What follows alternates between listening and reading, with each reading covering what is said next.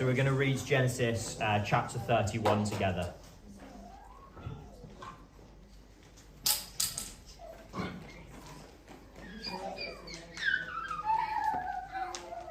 So just to recap so far from chapters 29 and 30, which Simon and Emily have just read for us already, Jacob has come to Padan Aram.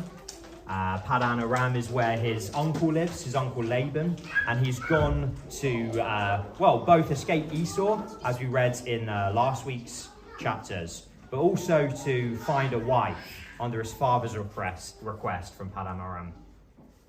And he goes to find a wife, he finds Rachel, and Laban, his uncle, tricks him, deceives him into marrying both his daughters. And then there's a power struggle between the daughters as they both seek to be put first as a wife and as a mother and have more children. And all of this struggle is going on. We come to Genesis chapter 31, so let's read it together. Now Jacob heard that the sons of Laban were saying, Jacob has taken all that was our father's, and from what was our father's he has gained all of his wealth. And Jacob saw that Laban did not regard him with favour as before. Then the Lord said to Jacob, return to the land of your fathers and to your kindred, and I will be with you. So Jacob sent and called Rachel and Leah into the field where his flock was, and said to them, I see that your father does not regard me with favour as he did before. But the God of my father has been with me. You know that I have served your father with all my strength, yet your father has cheated me and changed my wages 10 times. But God did not permit him to harm me. If he said, the spotted shall be your wages, then all the flock bore spotted. And if he said, the striped shall be all your wages, then all the flock bore striped. Thus God has taken away the livestock of your father and given them to me. In the breeding season of the flock, I lifted up my eyes and saw in a dream that the goats that mated with the flock were striped, spotted, and mottled. Then the angel of God said to me in a dream, Jacob. And I said, here I am. And he said, lift up your eyes and see. All the goats that mate with the flock are striped, spotted, and mottled. For I have seen all that Laban is doing to you. I am the God of Bethel, where you appointed a pillar and made a vow to me. Now arise, go out from this land and return to the land of your kindred. Then Rachel and Leah answered and said to him, is there any portion or inheritance left to us in our father's house? Are we not regarded by him as foreigners? For he has sold us, and he has indeed devoured our money. All the wealth that God has taken away from our father belongs to us and to our children. Now then, whatever God has said to you, do. So Jacob arose and set his sons and his wives on camels, and he drove away all of his livestock, all of his property that he had gained, and the livestock in his possession that he had acquired in Padan Aram, to go to the land of Canaan, to his father Isaac. Laban had gone to shear his sheep, and Rachel stole her father's household gods. And Jacob tricked Laban, the Aramean, by not telling him that he intended to flee. He fled with all that he had and arose and crossed the Euphrates and set his face towards the country of Gilead. When it was told Laban on the third day that Jacob had fled, he took his kinsman with him and pursued him for 7 days and followed close after him into the hill country of Gilead. But God came to Laban, the Aramean, in a dream by night and said to him, be careful, do not say anything to Jacob, either good or bad. And Laban overtook Jacob. Now Jacob had pitched his tent in the hill country, and Laban with his kinsmen pitched tents in the hill country of Gilead. And Laban said to Jacob, what have you done, that you have tricked me and driven away my daughters like captives of the sword? Why did you flee secretly and trick me and did not tell me, so that I might have sent you away with mirth and songs and tambourine and lyre? And why did you not permit me to kiss my sons and daughters farewell? Now you have done foolishly. It is in my power to do you harm. But the God of your father spoke to me last night, saying, be careful, do not say anything to Jacob, either good or bad. And now you have gone away because you longed greatly for your father's house. But why did you steal my gods? Jacob answered and said to Laban, because I was afraid, for I thought that you would take your daughters from me by force. Anyone with whom you find your gods shall not live. In the presence of our kinsmen, point out what I have that is yours and take it. Now Jacob did not know that Rachel had stolen them.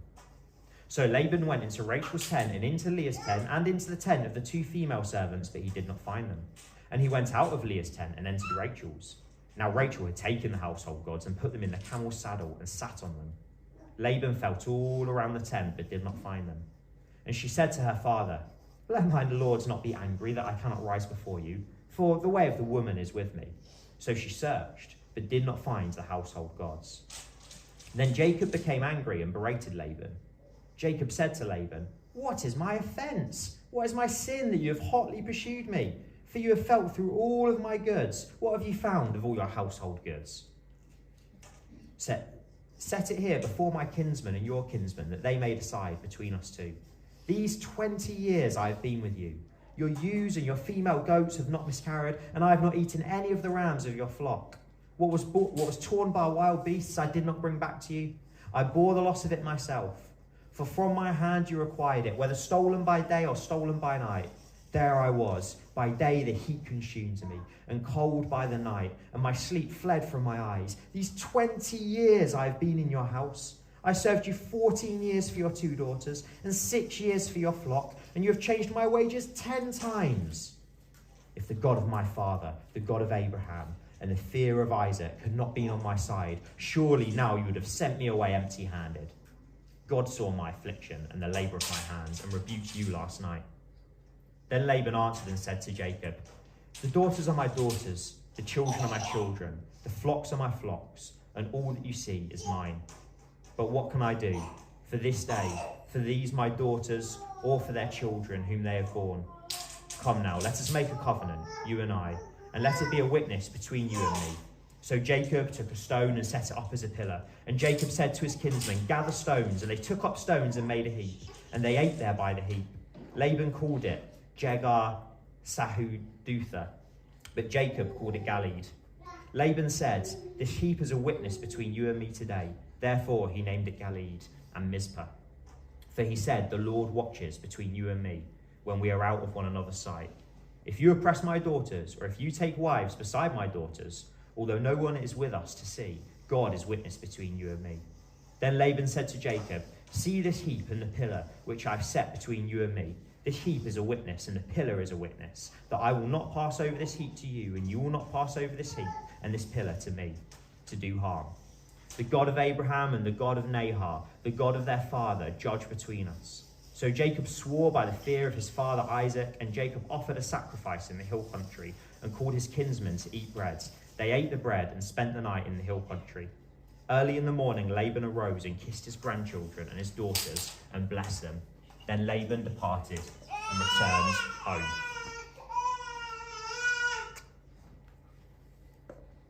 We're going to be talking a bit today about perseverance, so I just want to commend everyone's perseverance in these 3 chapters this morning. There's a lot to read. Man, how cheeky is Laban, right? After all that, as they're parting ways, he's there setting terms as if Jacob's the one out to trick him and commit polygamy and to come and attack him. The cheek of Laban. Okay, so let's recap this together. Right at the end of chapter 28 last week, we'd heard Tim teaching us, and we'd read in 28 verses 13 to 15 that God was making all these promises to Jacob, right? First of all, he was promising him the covenant with Abraham, saying that Jacob would have all of this land, the promised land, that Jacob would have all these offsprings that would become a nation. And then he promised specifically to Jacob in verse 15. He said, "I will be with you." He said, "I will keep you." He said, "I will bring you back." And he said he would fulfill all of the promises of Abraham to Jacob. In chapter 28, verses 20 to 21, he said, "I will look after him. I will provide for him. I will protect him." The promises were flowing last week. Flowing, the blessings of God being promised to Jacob. Jacob's going for a rough time, right? There's his family conflict. His father's died. His brother's out to kill him now. His mother has to send him away. He has to leave his lands. Yet in all of this turmoil, the promises of God are real. They're rich. They're deep. They're being lavished on Jacob.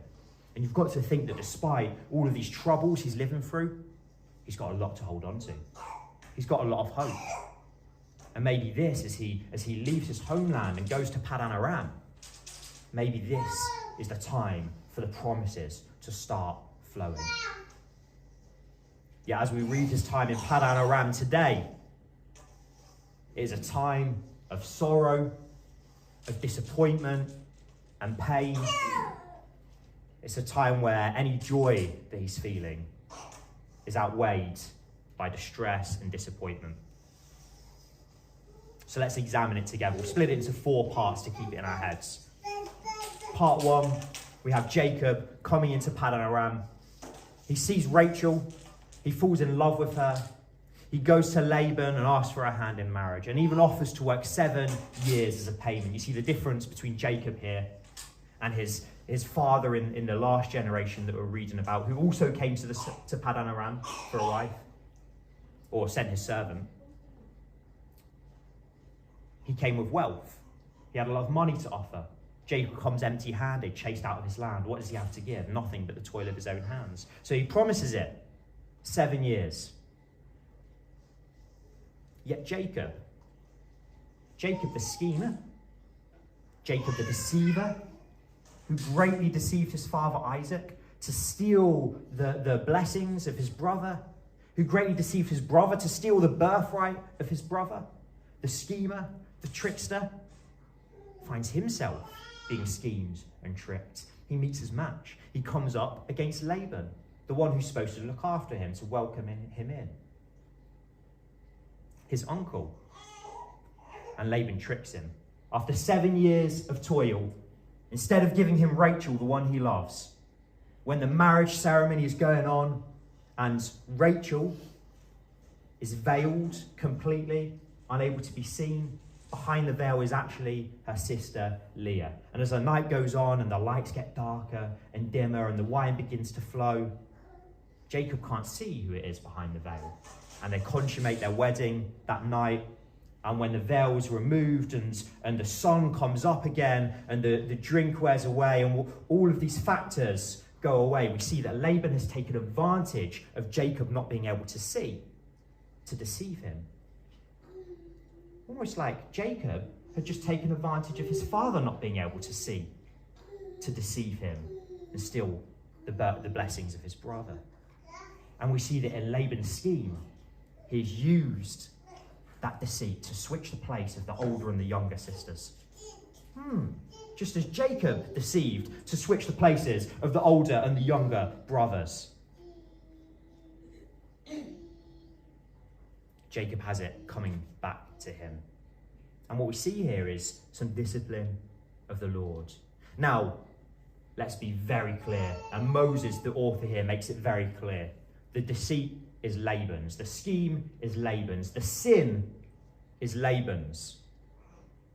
God is not the one deceiving Isaac. God is not forcing Laban's hand to do anything. It is Laban's. But the sovereign Lord permits Laban to exercise his free will and sin in this way. And through it, we definitely see his sovereign hand moving to teach Jacob something about the way he's been acting. As Tim said last week, the way he didn't just trust the promises of God, but tried to use deceit to win them. Not in a God-honouring way, but using deceit and trickery. And we see God disciplining him and this coming back on him and him realising, wow, this isn't good. This is painful. Hebrews 11 puts the discipline of God really well. Hebrews chapter 12, verse 11. For the moment, all discipline seems painful rather than pleasant. But later it yields the peaceful fruit of righteousness to those who've been trained by it. God's working this situation to discipline Jacob for his good and righteousness. But it's painful nonetheless. And so he works another 7 years for Rachel and ends up in this marriage with 2 women against the will of God, as we see set out in Genesis 2, that makes clear that polygamy is bad, 1 man and 1 wife. And he ends up marrying 2 women. And guess what? It's bitter, it's painful, it's not smooth, it's not easy, it's not working. And his wives start carrying out these sinful plans born from bitterness to achieve their own ambition of being the first in the family, to achieve their own ambition of having the most children through sinful means. Both Leah and Rachel experienced periods of childlessness, of barrenness. And what did they do? They took a leaf out of Sarah's old book, stories they must have heard, and heard how bad they went, and heard how actually it was God's faithfulness that brought a child. But they took a leaf out of that book, something that was probably common at that time, and they gave their husbands one of their slaves. And let's be clear about this, guys. I don't like cutting this two ways. Let's call it what it is. There's no children in the room that understand. It's rape. Those slaves are in a position of powerlessness and given to Jacob. It's not up to them. And they're there to have their children taken as well. It's horrible. It is horrendous. It is not okay. It is deeply sinful. And also it's a breaking of the marriage covenant. It's a breaking of the institution. You're not supposed to just be sleeping with people left and right. They forget so quickly what happened to Jacob's mother, Rebekah. In Genesis chapter 5, verses 21, only one generation ago, Jacob's mother was barren. She couldn't have any children. What did Isaac do? He prayed to the Lord. In fact, let's read it. Let me read it to you, verse for verse.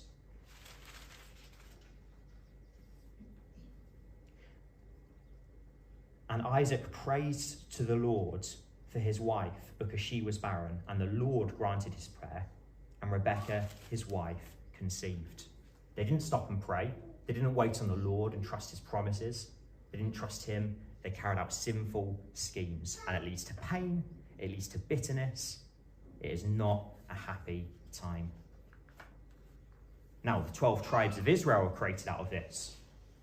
We see the fathers of the 12 tribes come in. And we do see children coming to Jacob as he was promised, and the nations that will come through him. And actually, we see both of them, Leah and Rachel, having children. In chapter 29, as we read, verse 31, God opens Leah's womb. And in chapter 30, verse 22, God opens Rachel's womb. But it is not them through their schemes. It is not through the mandrakes that they exchanged, which was basically some herbal aphrodisiac that they put, they believed in at the time. But the mandrakes didn't do anything. Their schemes didn't do anything. It was God who opens their wombs. He was faithful. He came to them. He opened their wombs. But they're already stuck in these deep and sinful schemes. You see, God works out his purposes in his divine grace. Not just by the human merit, but by his divine grace, despite what they're doing. He is the one who gives hope. Hope for salvation, hope for blessings. And as we come into the third section, so we've had Jacob taking his wives. We've had the struggle between Jacob and his wives. And let's be clear, Jacob's sin is just as explicit in that, in allowing that to happen in his household and being complicit in those plans. We have our third scene here where Jacob is having his sons. He has Joseph, and he's starting to see these promises of God from chapter 28 come to him. He's starting to see the offspring of the promises of Abraham come to him. And he starts longing for the other part, this big Abrahamic covenant, right? There's offspring and nations that come from that offspring, but there's also the land, the promised land for that offspring. And he sees 14 years later, 14 years, here he is, in a foreign land still. He only planned to stay for 3 days originally, about 3 days, 14 years later, and he starts longing for the rest of the promise. Righteous, he has righteous zeal for God's promise. And so he wants to go back, and he goes to Laban and he asks to leave. But we know what Laban's like, the trickster, the deceiver, the one who's out for his own selfish gain. And he doesn't allow Jacob to leave. This was not a kind offer saying, don't leave, work for me and ask whatever your reward is. That was not a kind offer.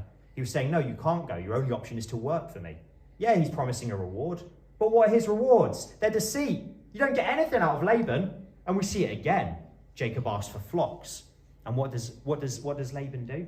He says, all right, yeah, okay, I agree to that. You can have the spotted and speckled ones. And then the next day he goes out early in the morning. He takes the spotted and the speckled ones. He gives them to his sons and makes them run 3 days across the countryside. So that the only sheep left in the flock are the completely white ones. The only goats left in the flock are the completely black ones. So there's no way that any born out of that generation could be speckled or spotted. Again, he's deceiving and tricking. And Jacob knows it. He knows he's not getting out of there. But Jacob's learning. Jacob's been experiencing the Lord's discipline. And through that discipline, that's not punishment, right? God's not just coming and punishing Jacob straight out for his sins. First of all, the punishment of some hardship on this earth would not be enough for the sins of Jacob and the terrible things that he's done. But God is gently and carefully and lovingly chastising Jacob. And through this suffering and this struggle, he's making Jacob more like his son, Jesus Christ. And Jacob's learning. And what does Jacob do? Again, after 7 years, after another 7 years, after 14 years, he agrees to another 6 years of labour, and he carries it out faithfully. He does it in the bounds of their agreement, and he takes the flocks and he breeds them. Now, we won't get too much into the striping of the sticks and laying them in front of the sheep. Some people say, this is early references to, breed, I don't even know the words, but, a selective breeding for getting certain types of sheep and goats. Some come up with some really weird theories on that. To be honest, from my perspective, I think the narrative is clear. All the speckled and the striped ones are taken away. There's no way for this flock to just be given birth to speckled and striped. There's no genetic expectation for that. And I think these sticks are Jacob acting in faith of God's promises to bless him, as God said he would. And I think there's a prophetic element to it. And just like as we'll see in the future, God's miracles and his wonders are often accompanied by physical signs. I think although it doesn't say explicitly, Jacob is exercising a physical sign of a miraculous movement of God that's got a prophetic edge to it because of this prophecy of blessings. And it's a sign he's putting these down, and God is miraculously, against all expectations, allowing speckled and striped ones to be born. And Jacob's working faithfully, acting faithfully, and God is blessing him. He's taking the plans of Laban and flipping them upside down. I think I have a note of this here. Psalm chapter 7, verses 15 to 16. The sinful man who digs a pit falls into it. It's a pattern with God. We see this. My favourite example is in the book of Esther. We see we see evil people setting up these evil plans and schemes to persecute the people of God, and the very pits they dig, God changes it around. He flips it around so that they're the ones who fall in their pits. And this pit he set up for Jacob to have no sheep was flipped around, and he only gets the weak and the weedy sheep. He falls in his own pit, and Jacob gets God's blessings as promised. But it's painful. Jacob's not here for the flocks. He's here to get back to the promised land. That's his primary thing. And so after another 6 years, Laban's not letting him go. He knows there's no way out of it. And he's starting to get treated harshly. He sees they don't treat him with favour. And God tells him to go, and he goes. And in this final section, we see God speaking to Laban, stopping him from harming Jacob. Laban again is trying to be deceitful. He's trying to suggest that Jacob's the one out to get him and making him promise not to come back and attack him, making him promise not to take extra wives, even though he's the one who forced Jacob into polygamy. He doesn't change his ways. But under God's direct instruction, finally, he lets Jacob go. And Jacob comes in to the other part of God's promise. He comes back to the promised land. Because of what he managed to do, the schemer, the deceiver, Jacob, who tricked his father and his brother, who slept with people outside of his marriage, who allowed his wives to war against each other. No. He's not earned it. He doesn't deserve it. But the divine grace is on him. God is faithful despite his unfaithfulness. And God blesses him and brings the blessings and the promises about. But one thing does follow this thread through to Jacob's credit. It's not necessarily in his actions. We do see him growing. We do see him leaving his deceitful ways behind. But the one thread that follows throughout all of it is Jacob's faith. Throughout all of it, Jacob does not lose faith in God. And we even see him in this final chapter, in chapter 31, talking to his wives. And he's saying, he pronounces them, he says, look, it's God who's blessed me. Despite everything that's happened, God has kept me, God has protected me, and God has blessed me. His faith throughout is in God. And Jacob, through his 20 years of pain and sorrow, the 20 years that he would have expected to be joy and happiness, pain, sorrow, and disappointment, believes in God. And he carries on holding on to God's promises with perseverance. I'd like us to read Hebrews chapter 12, and please do turn with me on this one. You might notice that Hebrews is especially chapter 12, 11 and 12 is something that we've been reading from quite a lot. And if you want to do some other reading to sort of complement where we're up to in Genesis, definitely go for the book of Hebrews. There's some really helpful stuff in here that refers to what we're going through a lot. But from verse 1, Hebrews 12, verse 1, it says this: "Therefore, since we are surrounded by so great a cloud of witnesses, let us also lay aside every weight and sin which clings so closely, and let us run with endurance the race that is set before us, looking to Jesus, the founder and perfecter of our faith." Let's pause there. This is written under the new covenant in the New Testament, where we've got Jesus to look forward to. It's encouraging us to run the race with endurance, not to run the race with speed, not to run the race with skill, but to run the race with endurance. And I tell you what, we don't see Jacob running with speed or with skill, or particularly with faithfulness either. But the one thing we see him running with is endurance in faith in God's promises. He endures 20 long years. And it can be very easy for us to, as we're reading through Genesis, to think like, man, is another history lesson what I need? Another section of like just narrative. This is just telling us how we get to the fathers of Israel. It's just telling us how they get, to the promised land, who marries who. Is this really what I need? But what we see set up here for us in Jacob is an example of someone to follow after in perseverance. And it's a very helpful example, I think, because it's not set up as a perfect guy. It's a very personable guy. Like me or you, or like me, or like any of us, you might find yourself in a situation where you've not always lived in faithfulness to God. You might realize, reflect on your life and see that actually you're messing up all the time. You're failing all the time. And maybe you're right now living in a time of sorrow, of disappointment, like Jacob was. But like Jacob here, we have this example of someone who runs with endurance. And as he does, through all of the pain, God is using it to mold him, using it to grow him, using it to bring about blessings as well. Remember, throughout of this, he's received children. Throughout of this, he's received blessings. Throughout of this, God has looked after him and kept him and never left him. So if we look beneath the surface of this pain and the sorrow, we see that God has been working throughout it and making him more like Jesus. Let's continue reading Hebrews 12. And we're in verse 2. "Looking to Jesus, the founder and perfecter of our faith, who, for the joy that was set before him, endured the cross, despising shame, and is seated at the right hand of the throne of God. Consider him who endured for sinners such hostility against himself, so that you may not grow weary or faint-hearted.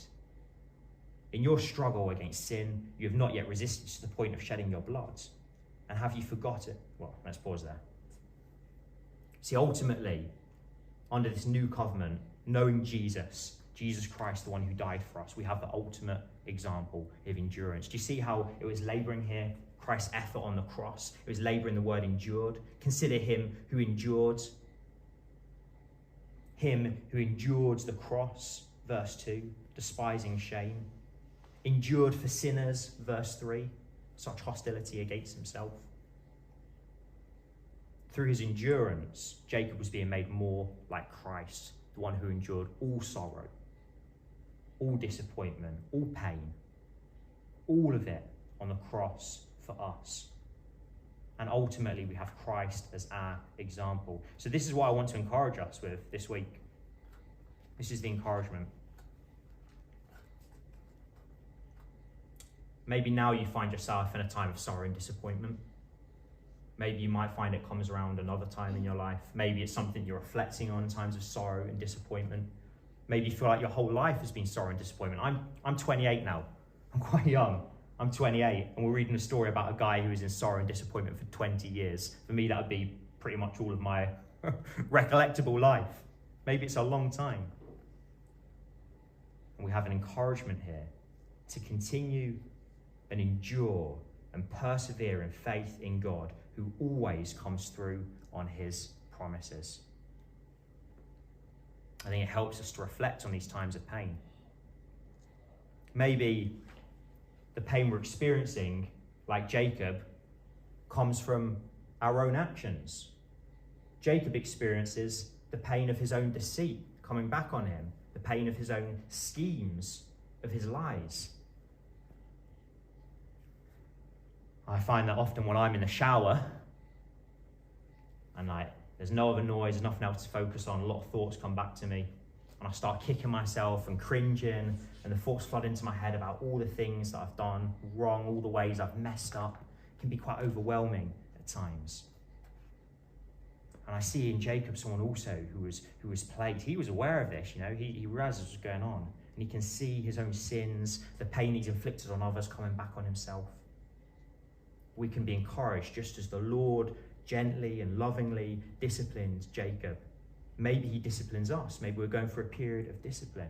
But it's not ultimate punishment. Jesus has taken that on the cross. It's something that shapes us and builds us more into Christ and teaches us to rely on and enjoy his blessings all the more.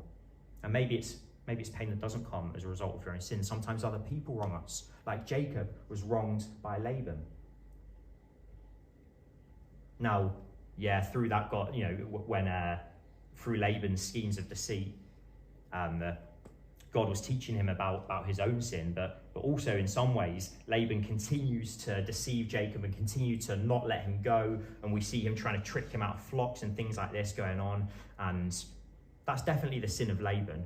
That's not just Jacob's own sins directly causing him pain, but he's having to endure the sin of others as well, and pain that comes from other people. And maybe that's something we're experiencing. Maybe we're being trodden down and beaten by someone else. Maybe words that they said years ago. Maybe painful situations now. And all I can do this morning is encourage you with this scripture. Like Jacob, let's endure in faith, and let's trust God, and let's seek Jesus. Because as we look at Jesus on the cross, dying for our sins, taking the punishment for us, enduring all of the pain and all of the sorrow that we deserve, he sets an example of endurance and gives us the gift of eternal life, the ultimate fulfillment of all these Abrahamic blessings. As like we read from Mike earlier, God's love and his faithfulness, the blessings of Abraham, the promises and covenants he made with Abraham and Isaac and Jacob are for us now in Jesus Christ, the perfect fulfillment. Father, thank you that you do not require us to be perfect, but thank you that you sent the perfect one to be perfect and righteous in our place. And thank you that in him we have an example of endurance, and in him we have ultimate hope for all of our situations of pain and suffering. Thank you that as Jacob held on to your promises and endures to see the land and the offspring promised first to Abraham, thank you that through our endurance we ultimately will come to the true promised lands, the new heavens and the new earth, and be swallowed up in the ultimate nation of God. All people across all the new heavens and new earth, enjoying you and praising you for all time. I pray that you'll give us the strength and the courage to run with endurance. As brothers and sisters together in this church, I pray that you'll help us to encourage one another, to look to you and lean on your example. We acknowledge that all our blessings are from you, and we give all the glory to you. In Jesus' name, amen.